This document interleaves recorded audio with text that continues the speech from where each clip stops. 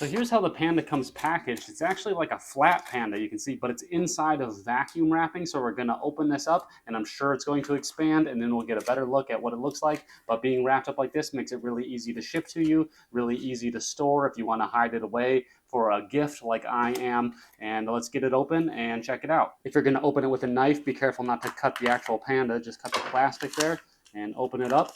And we can go ahead and just tear that back.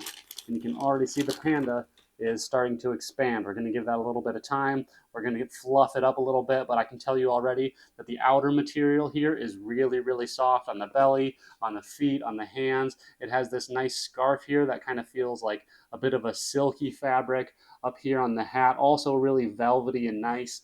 This part right here is super soft as well, just like the head, and even the eyes are really soft. The nose is really soft, so no hard pieces on this Panda right here. There's a nice fluffy ball on the end of the Panda's hat right here, and the back of it is just as soft as the rest of the Panda, and there's even a fuzzy little tail right here that'll be good for tactile sensations doing this. So let's continue to let him fluff up a little bit. His nose is nice and soft, definitely has some more body to it, kind of protrudes off the face there. The eyes are really cute with the black patches and the black eyes with the white circles around them. Cute little button nose. And I can't really find any stitch lines on him, so that's kind of cool. He kind of looks like he's just been placed together really well. Probably the only stitch lines are going to be in between the black and the white areas like that.